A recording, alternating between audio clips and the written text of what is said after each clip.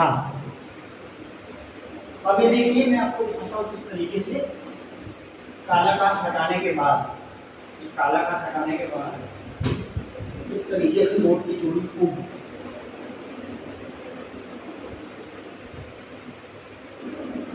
अब 2 बार केले का बटन दबाओ।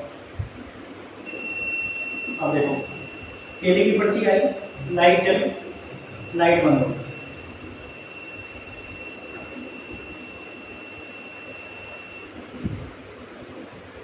अब फिर से केले देखो पर्ची, वही पर्ची लाइट जला के इसने दिखा दिया, एक ही पर्ची, लेकिन एक काला कांच रहता था आपको दिखता, ये काला कांच था आपको दिखा नहीं,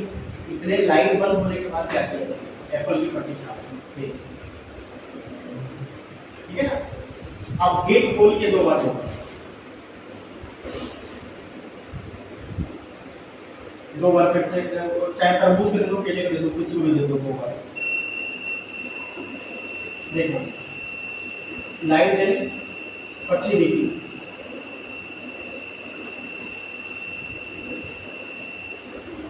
फिर से दो,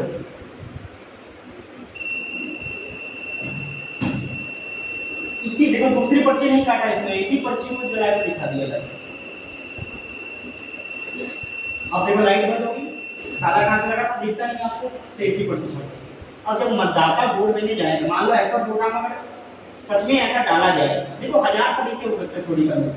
जो हमने बताया ये सबसे आसान है, ठीक है ना, तो क्या पता इससे भी आसान हो, बहुत सारी चीजें हो सकती है। तो मान लो मतदाता जब वोट देने जाता है तो वोट देगा, बटन दबाएगा, जैसे ही लाइट बंद होगी उसको कुछ दिखेगा ही नहीं, उसको पर्ची दिखी, मैंने जिसको वोट दिया उसकी पर्ची दिखी, बस मैं चलता हूँ। कई बार भीड़ होती है, बोलते जल्दी दो, जल्दी दो, लेकिन बाद में काले कांच की आड़ में जो ये पर्ची छाप देता है ना, ये बहुत गलत है, ठीक है। और इसको ये काला कांच क्यों लगाया, लाइट सेंसर क्यों लगाया इसमें, इसके बारे में बोल ही नहीं रहा है कोई, ठीक है ना। सिर्फ वोट बनने का नाटक किए, क्या वोट बनने के नाटक, जिसका नाम पता है, चुनाव आयोग ने बोला ना कि भाई आप अपना नाम आगे जुड़वा, अब चुनाव आयोग किसी का नाम नहीं जोड़े तब वो गलत है,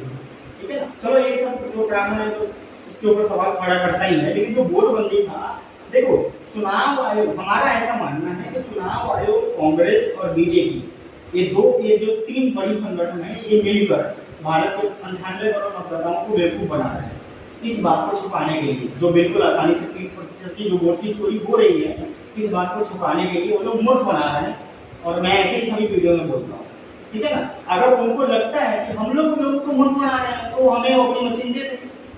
चुनाव आयोग ने कोई मशीन नहीं दिया, हम बोलते हैं कि लाइव कैमरे के सामने दो, हम कहीं रूम में ले जाकर नहीं दे जाएंगे, आप मशीन दो, हमारे इंजीनियर कैमरे के सामने उस मशीन में चोरी करके दिखाएंगे,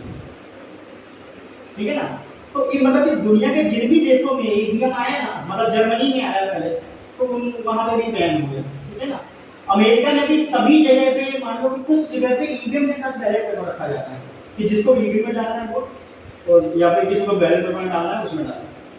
बाकी अमेरिका में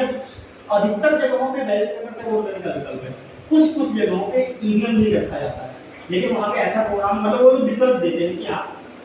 बैलेट बॉक्स में डालो या फिर ईवीएम में डालो, ठीक है। हम भी भारत में चाहते हैं कि आप कुछ मत करो, जैसे जितने मुख्यमंत्री हैं वो लोग अपने कानून का उपयोग करते हुए ईवीएम के साथ बैलेट पेपर रखवा सकते हैं। तो इस 2025 के विधानसभा चुनाव में अगर ईवीएम के साथ बैलेट पेपर का विकल्प दे देते हैं, ठीक है ना, और मतदान की गिनती लाइव कैमरे में वहीं पे हो जाती है, तो जितने भी छोटे कैंडिडेट हैं, छोटी पार्टी के लोग हैं, इंडिपेंडेंट लोग हैं, वो लोग चुनाव भी ज़्यादा संख्या में लड़ेंगे और उनको वोट भी ज़्यादा संख्या में मिलेगा, ठीक है। और तभी राजनीति में कंपटीशन आएगा, तभी समस्याओं में कमी आएगी। इसके अलावा भारत की और बिहार की समस्याओं में कमी लाने के लिए कोई भी दूसरा रास्ता नहीं, ठीक है ना। ये सोने की अंडा देने वाली मुर्गी है, और वो लोग अच्छे ढंग से जानकारी लिए हुए कि इसको मुर्गी को नहीं खाना, इसलिए मुर्गी को जिंदा रखे हुए हैं। आप लोग अगर फेसबुक चलाते होंगे, तो फेसबुक पे